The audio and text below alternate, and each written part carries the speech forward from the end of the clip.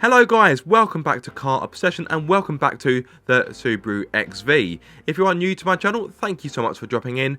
My name is Aaron and I'm completely obsessed with cars, as you will soon see if you check out the rest of my channel. Anyway, enough plugging, back to the XV. As the title of this video suggests, I will be talking about the safety systems of this car, of which there are plenty.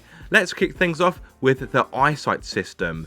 This system uses two cameras mounted at the top of the windscreen, offering no less than 6 features.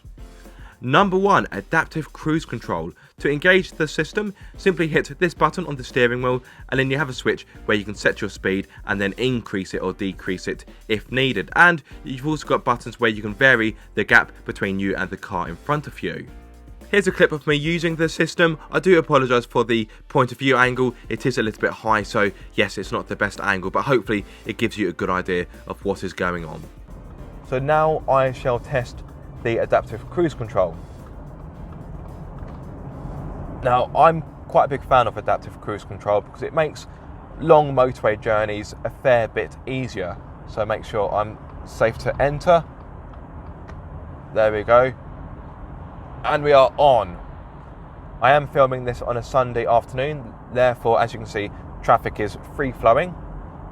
Right, so let's figure this out. I've got a button down here, press it like so.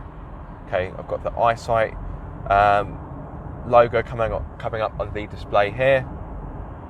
Right, okay, so build up a bit of speed, and I hit this dial down to set my speed like so. So I've set it to 62 miles per hour. I'm going to increase it a bit. Let's set it to 65. Now, one thing I find a little bit disappointing is when you've got the dial here to increase or decrease your speed, it only goes up in 5-mile staggered amounts. So if I wanted to set it to 66 miles per hour, I can't, because when I press it, it jumps up to 70. So I do find that a little bit disappointing. So if I want to go back to, let's say I want 64, I go back down to 60. So yeah, it's not the most flexible adaptive cruise control system, but it works well enough. Number 2, lane sway and departure warning. I wasn't able to get the sway warning to kick into life as I didn't want to sway too much whilst driving on public roads with other cars around me, but I did manage to test the lane departure warning. So let's test the lane departure warning to give you an idea of how it works. So I've got a car coming, so probably a good idea to stay in my lane. Right, so got to venture out the lane. Oh, it hasn't activated. Mind you, I am doing about 35, so I do believe I need to be going a little bit faster for the system to work. So let's build up a little bit of speed. I don't want to go too fast, so I want to make sure that I'm keeping things nice and legal. So I'm going to venture out my lane. There we are, lane departure warning. It gives me a little beep and it just tells me on the dash that I'm going out my lane. So some cars, their steering wheels vibrate. This car doesn't do that. It just gives you a little warning and it gives you a beep. So again, let me just get up this crest and I'll give it another go. So about to venture out my lane. There we go, lane departure. Number 3, lead vehicle start alert. This feature works in stationary traffic and will alert the driver if the car in front of them moves off but the driver is too distracted to notice. So I'm going to test the other system whereby it alerts you when the car in front of you has moved. So I'm going to stay here for a few moments. There we are, vehicle ahead has moved. So that works quite well. Now I'll be honest, this is a feature that you shouldn't really need. You should be ideally, focused on what's going on around you, but I know we are human. We do tend to get distracted, and I know some people like to text when they've stopped, which I'm not a massive fan of, and I don't condone that at all. So for some people, they will find that feature useful. Do you need it? No, not in my opinion. Number 4, lane keep assist. Well, it does what it says on the tin, kind of. So, right. It's the lane keep assist isn't quite active. Oh, there we are. So if I go to venture out, let's see. Oh dear. Okay, that doesn't work as well as other systems I've used. it doesn't fill me with a lot of confidence, if I'm going to be honest, because then it took a long time to kind of react, and by the time it reacted, I'd also reacted. Right. So wait until I get onto a bit of a straighter bit. So I don't think it is active. Now granted, these roads aren't that straight, so that may be an issue, but I don't think that the system's activated. Nope.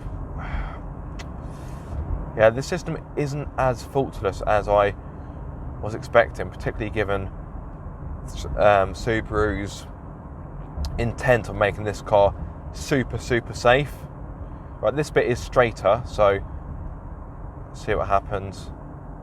There we are, that's more like it. And when it do the other side, oh god, just about. I did have to step in a little bit there.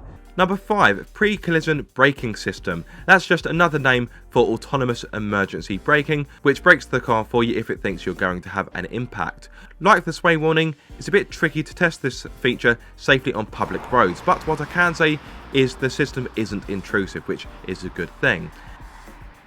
And number 6, PreCollision throttle management and steering assist. What? Okay, let me simplify.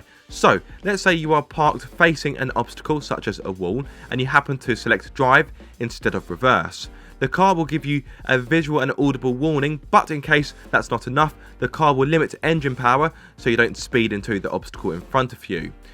I'll be honest, I tried this feature a few times and I never got it to work.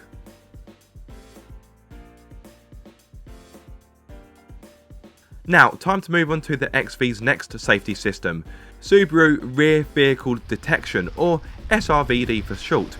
This system gives you blind spot monitoring, lane change assist, and rear cross traffic alert.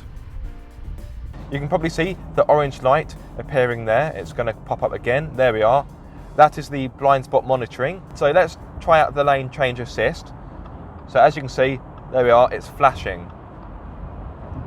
So if you go to change lane when there's a car in your blind spot or to the side of you, it will flash. So I'm going to do it again. There we are. And it flashes at you. There we are. Well, the rear cross traffic alert works, so I can tell that for sure. Good stuff. However, it doesn't stop there though. You also get 7 airbags, high beam assist, which I personally don't tend to use, but it's there if you need it, and steering responsive headlights. The steering responsive headlights allow the headlights to swivel when you turn, giving you better visibility when cornering in the dark. Very handy indeed.